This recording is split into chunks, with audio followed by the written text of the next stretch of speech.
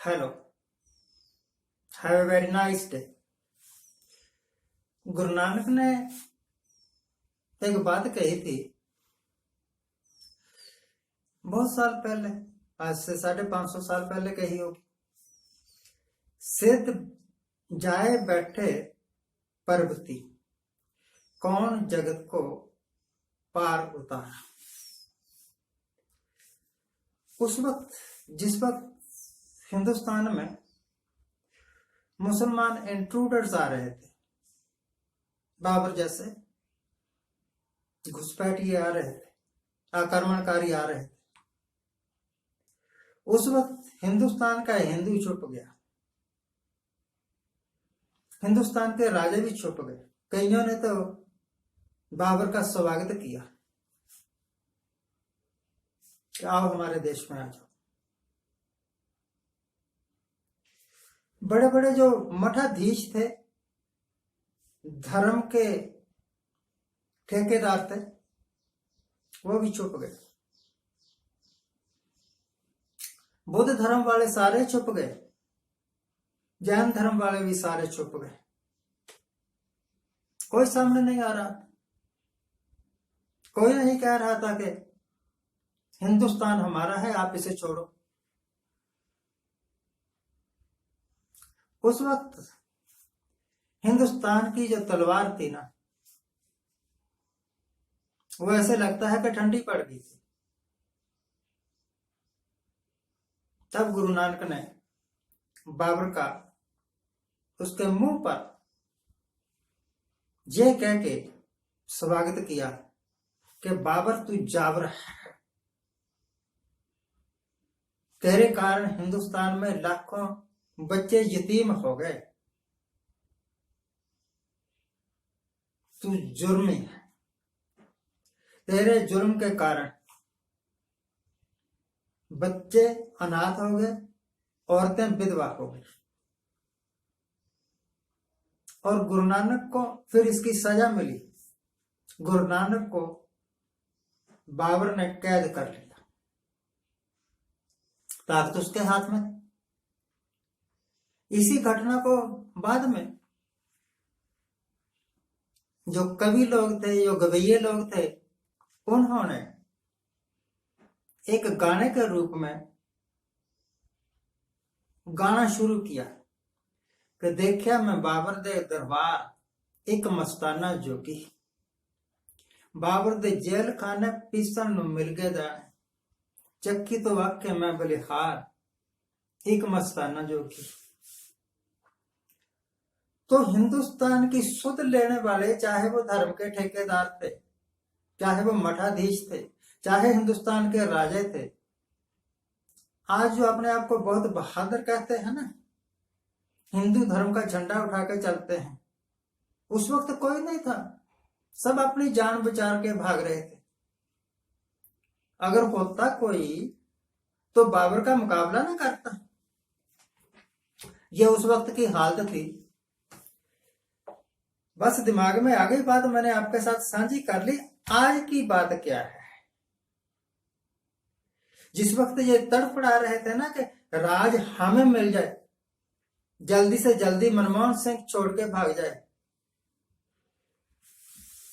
उस वक्त साहब कहा करते थे, साहब क्या, साहब के साथ एक और था 1.5 आंख वाला बाबा,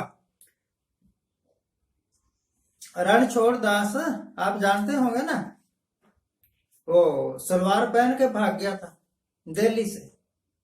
पुलिस का डर था, पुलिस का डर था, इस करके सलवार पहनी और भागा। और पुलिस की निगाह तो गिद्ध जैसी होती है, उन्होंने फिर भी पकड़ लिया बाबे को। वो कहा करता था कि अगर मोदी साहब आ गए तो डॉलर की कीमत $1 बराबर 36 रुपए का हो जाएगा। वैसे तो ये 83 रुपये से वापस हुआ है, थोड़ा थोड़ा सुधरा होगा, परंतु आज के दिन एक अमेरिकी डॉलर जो है ना, वो 81 रुपये 62 पैसे है। और जिस वक्त साहब आए थे, आए नहीं थे, आने वाले थे। उस वक्त $1 ₹62 का था, अब 82 हो गया, लगभग ₹20 बढ़ गया। पर परवाह किसको है? 2014 में जिस भाव तेल मिल रहा था उससे दुगने भाव मिल रहा है। Who cares?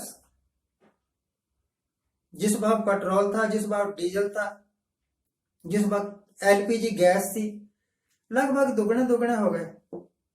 गैस तो सचमुच ही दुगनी हो गई। पेट्रोल की कीमतें भी बढ़ी, डीजल की कीमतें भी बढ़ी। अब कुछ रुका हुआ है मामला। जैसा ही ये इलेक्शन खत्म होंगे, पेट्रोल और डीजल फिर चलांगे लगाने शुरू कर देंगे और गैस की कीमतें भी बढ़ाएंगे अब ये, क्योंकि अब इलेक्शन कोई है नहीं नजदीक। तो भाई, सिद्ध छप बैठे पर्वती, सिद्ध लोग यानी धर्म के रक्षक लोग, देश के रक्षक लोग छुप गए। कौन जगत को पार उतारा? जगत का पार उतारा। जगत को देखने वाला कौन है? हिंदुस्तान को कौन देखे?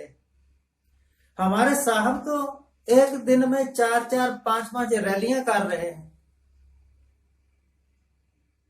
साहब तो अपनी पूरी टीम को, बल्कि अपने चीफ मिनिस्टर को लेके भी गए हुए हैं इलेक्शन जीतने के लिए। चाहे वो दिल्ली का इलेक्शन हो, चाहे गुजरात का इलेक्शन हो, हिमाचल का तो हो चुका, अभी रिजल्ट आ जाएंगे 8 तारीख को।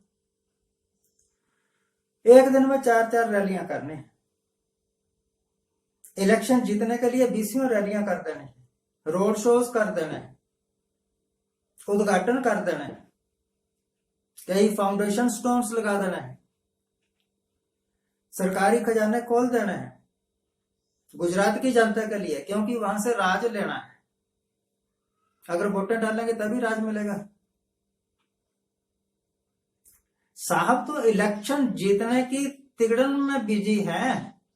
उनको क्या परवाह है कि $1 कितने रुपए का हो गया, गैस कितनी महंगी हो गई, एलपीजी, पेट्रोल कितना महंगा है, डीजल कितना महंगा है, खाने वाले तेल कितने महंगे हैं, बाकी सारी चीजें महंगी ही है।